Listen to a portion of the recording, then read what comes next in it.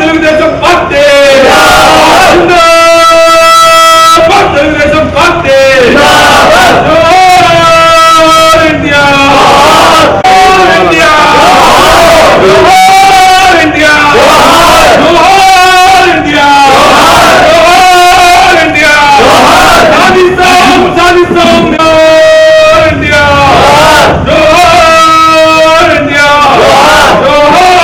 ఈరోజు స్వర్గీయ ఎన్టీ రామారావు గారి వర్ధంతి.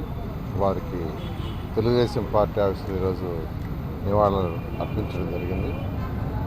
ఎన్టీ రామారావు గారు నిమ్మకూరులో జన్మించడం, ఒక సాధారణ కుటుంబంలో.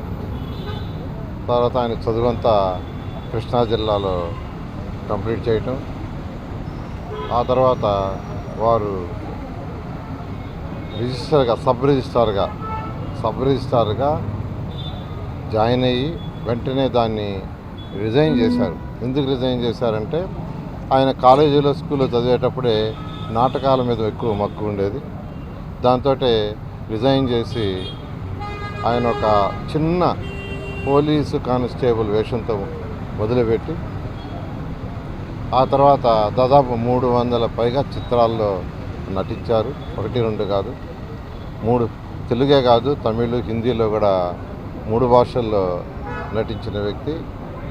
అంతేకాకుండా అన్ని రకాల వేషాలు, ఒకటనేది కాదు. ఈరోజు రాముడన్నా కృష్ణుడన్నా ఫస్ట్ గుర్తొచ్చేది ప్రతి ఒక్కరికి ఎన్టీ రామారావు గారే.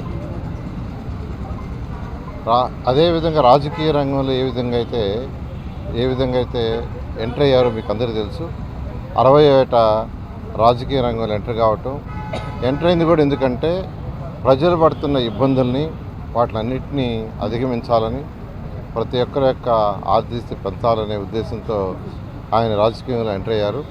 అంతేకాకుండా అప్పటి వరకు కాంగ్రెస్ ప్రభుత్వం అంటే ఈ రాష్ట్రంలో కంబైన్డ్ స్టేట్లో కాంగ్రెస్ ప్రభుత్వం ఏర్పడాలంటే, ఎమ్మెల్యే టికెట్ కావాలంటే, లేదా మినిస్టర్ కావాలన్నా, సీఎం కావాలన్నా సీల్డ్ కవర్లో ఢిల్లీ నుంచి వచ్చే సీల్డ్ కవర్, ఆ సీల్డ్ కవర్లో ఎవరి పేరైతే వచ్చేదో వాళ్ళే మాత్రమే రాజకీయాల్లో ఉండేవాళ్ళు.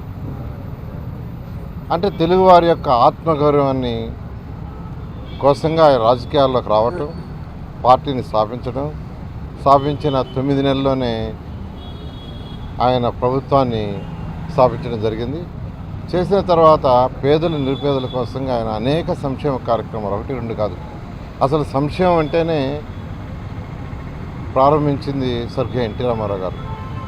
ఆ రోజు కూడు గుడ్డ నీడ అనే నిదానంతో ఆయన ₹2 కేజీ, ₹2 బియ్యం కానీ, లేదా జనతా వస్త్రాలు కానీ, తర్వాత ప్రతి ఒక్కరికి సొంత ఇల్లు ఉండాలా, పక్కా ఇల్లు ఉండాలనే ఉద్దేశంతో ఇల్లు పేదలకు ఇవ్వటం స్టార్ట్ చేసింది స్వర్గీయ ఎన్టీ రామారావు గారు. అదేవిధంగా మహిళలకి ఆస్తిలో సగం హక్కు ఇచ్చేసింది ఆయన. అదేవిధంగా లోకల్ బాడీ ఎలక్షన్స్లో కూడా రిజర్వేషన్స్ తీసుకొచ్చిన వ్యక్తి స్వర్గీయ ఎన్టీ రామారావు గారు. ఆ స్వర్గీయ ఎన్టీ రామారావు గారు స్థాపించిన పార్టీని తర్వాత నారా చంద్రబాబు నాయుడు గారు ఈరోజు ఆయన ఆశయాలతో ఈరోజు ముందుకు తీసుకుపోతున్నారు. ఖచ్చితంగా 2024లో తెలుగుదేశం ప్రభుత్వం రాబోతుంది. వచ్చిన తర్వాత కూడా ఎన్టీ రామారావు గారు ఏ ఆశయాలతో అయితే తెలుగుదేశం పార్టీని స్థాపించారో ఆ యొక్క ఆశయాలు నెరవేరేటట్టుగా పరిపాలన సాగించడం జరుగుతుంది. Thank you. స్వర్గీయ నందమూరి తారక రామారావు గారు తెలుగుదేశం పార్టీ వ్యవస్థాపకులు. ఈ రాష్ట్ర రాజకీయాల్లో మరి దేశ రాజకీయాల్లో పెను మార్పు తీసుకువచ్చిన మహనీయుడు. ఆయన యొక్క వర్ధంతి ఈరోజు రాష్ట్రం మొత్తం ఘనంగా ప్రతి ఒక్కరు కానీ నివాళులు అర్పించుకుంటున్నారు. అందులో భాగంగా ఈరోజు తెలుగుదేశం జిల్లా పార్టీ కార్యాలయంలో కానీ ముఖ్య నాయకులతో మాజీ మంత్రి నారాయణ గారి ఆధ్వర్యంలో నివాళులు అర్పించుకోవడం జరిగింది. ఈరోజు మనం ఒకటే గుర్తుపెట్టుకోవాలి, ఎన్టీ రామారావు గారు సిల్వర్ స్క్రీన్ హీరోయే కాదు, పేద బడుగు బలహీన వర్గాలకి హీరో.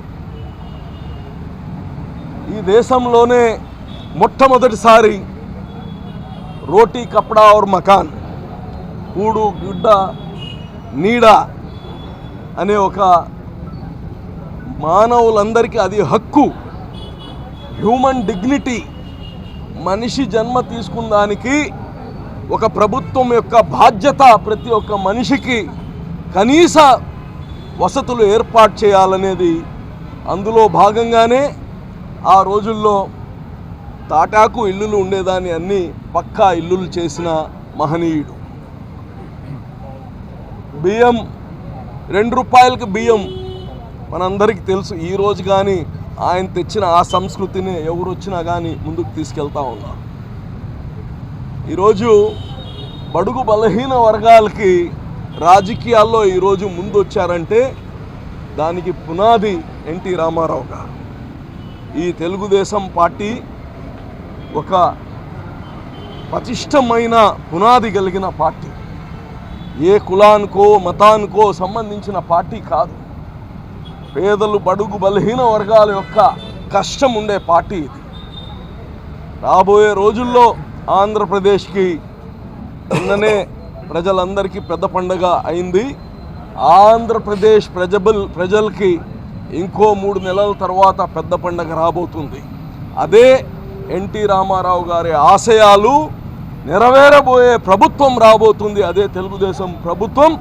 ప్రజలందరి ఆశీర్వాదాలు చంద్రబాబు నాయుడు గారికి నిండుగా మీరు ఇవ్వాలని ఈరోజు కోరుకుంటూ, మరి మరోసారి నెల్లూరు జిల్లా ప్రజలకందరికీ పేరు పేరున నమస్కారాలు తెలియజేస్తున్నాను.